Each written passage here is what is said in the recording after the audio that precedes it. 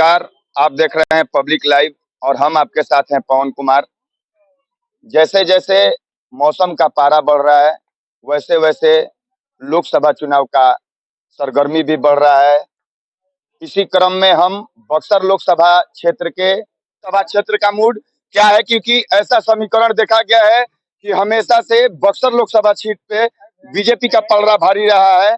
लेकिन इस बार जगदानंद सिंह के पुत्र राजद के सीट से बक्सर लोकसभा क्षेत्र से चुनाव लड़ रहे हैं और मिथिलेश तिवारी जी हमारे सामने मौजूद हैं। उनसे पूछते हैं कि इनके प्रमुख एजेंडे में, इनके मैनिफेस्टो में बक्सर के विकास का पहला कार्य क्या रहेगा सर? बक्सर का विकास विकास विकास और राष्ट्रीय जनता दल के एजेंडा में है बक्सर का विनाश विनाश विनाश। बक्सर को विनाश नहीं होने देंगे। मोदी जी के फॉर्मूला से बक्सर का विकास करके रहेंगे, ये एजेंडा हमारा। अभी आप जिस बस्ती में सर मौजूद हैं, यहाँ का पूरा बस्ती ब्राह्मणों का है और यहाँ पे 4 जिले का, आरा, बक्सर, कैमूर, रोहतास, चारों जिले का जितना भी धार्मिक कार्य किया जाता है, रामरेखा घाट हो या चरित्र वन, वहां पे इन्हीं पंडों के द्वारा सारा कार्य कराया जाता है। लेकिन हमेशा एक चीज देखा गया है कि बक्सर की प्रशासन हमेशा एक किसी भी पहले बिना किसी सूचना के, बिना नोटिस के इनके वहां जो कार्य किए जाते हैं, जो इनका स्थान बनाया जाता है, उसे हटा दिया जाता है, बार बार इनके विरोध करने के बावजूद। इनके लिए आप क्या करेंगे सर? देखिए, बक्सर में पंडा लोगों को भी अस्थाई अस्थाई रूप से मैं कह रहा हूँ, क्योंकि बक्सर का जब डीपीआर बनेगा और जो बक्सर जैसे काशी विकसित होगा, जब ऐसे बक्सर विकसित होगा, तो पंडा समाज के लिए भी अस्थाई, उनके लिए स्थान एकदम सुनिश्चित किया जाएगा। आपने देखा कि अभी साहोपारा बस्ती में ब्राह्मणों का ये पूरा बस्ती है और ऐसा माना जाता है कि बक्सर लोकसभा जो है वो फॉरवर्ड के जनसंख्या के दृष्टि से देखा जाए तो यहाँ पे फॉरवर्डों की जनसंख्या ज्यादा है और मिथिलेश तिवारी जी को यहाँ से इस बार टिकट मिला है। इससे पहले भी 10 साल यहाँ पे अश्विनी कुमार चौबे जी बीजेपी के ही सीट से सांसद रह चुके हैं। फिर भी लेकिन रामरेखा घाट पे सर एक चीज देखा गया कि आज तक किसी भी मतलब वहाँ पे शौचालय का कोई भी निर्माण नहीं कराया गया, जबकि वहाँ पे हर हर महीने लगभग लाखों श्रद्धालु आते हैं। देखिए, ये मुझे भी मालूम है, मैं भी घूम रहा हूँ तो देख रहा हूँ। लेकिन मैं आपको स्पष्ट बता दूं, अभी तक 10 साल में मोदी जी ने पूरे देश में, देश तो पूरा रसातल में चला गया था, मोदी जी ने उसको ऊपर उठाया है। और पिछले 5 साल से अयोध्या को डेवलप करने का काम चल रहा है, जहाँ प्रभु श्री राम ने जन्म लिया। और अब बक्सर की बारी इसलिए है कि बक्सर में प्रभु श्री राम ने शिक्षा लिया है। तो मैं ये कह सकता हूँ, 24 के पहले अयोध्या की बारी थी, 24 से 29 बक्सर की। अभी तक लगभग 15 साल हो गए। 2 बार अश्विनी कुमार चौबे जी भी यहाँ से सांसद रहे, कई बार उनके कानों तक ये सूचना पहुंची, लेकिन उसके लिए कोई कार्य नहीं किया गया सर। देखिए, एक बात हमेशा ध्यान में रखिएगा आप, मैं आपको बक्सर के सर्वांगीण विकास की बात कर रहा हूँ।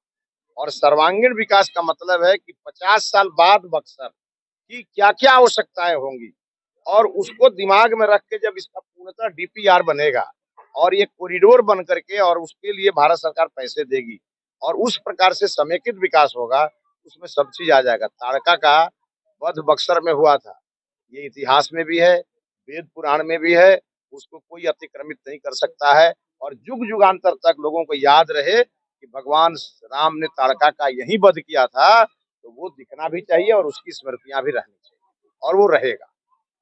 और सर एक चीज और यहाँ पे रह गया कि बहुत पहले यहाँ पे लिटरेसी रेट के मामले में हमारा बक्सर अव्वल श्रेणियों में आता था।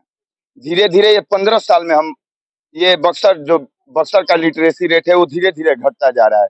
कहीं ना कहीं यहाँ पे हमेशा बीजेपी के सांसद विधायक रहे हैं, लेकिन पिछले विधानसभा चुनाव में ये देखा गया कि यहाँ पे 4 विधानसभा सीट है, चारों विधानसभा सीटों से बीजेपी का हार हो गया।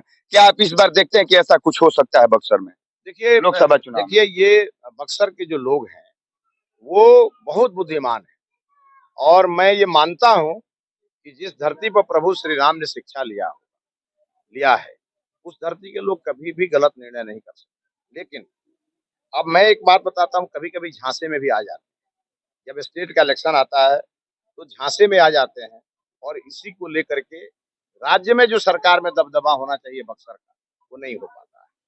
मैं आज आपको बता रहा हूँ कि यह बक्सर, जिस बक्सर को मैं मानता हूँ कि किसी भी मामले में ये बनारस से कम नहीं है, इसका जो महत्व है, इसका जो इतिहास है, इसका जो सांस्कृतिक राष्ट्रवाद है, वो किसी भी कीमत पर बनारस से कम नहीं। यह बात मैंने जब ऊपर के अपने नेताओं से कहा, उन लोगों ने यही कहा, मोदी जी ने तो इस बार घोषणा पत्र में भी उसका रास्ता खोल दिया है। अब सवाल ये है, कोई करने वाला होना चाहिए।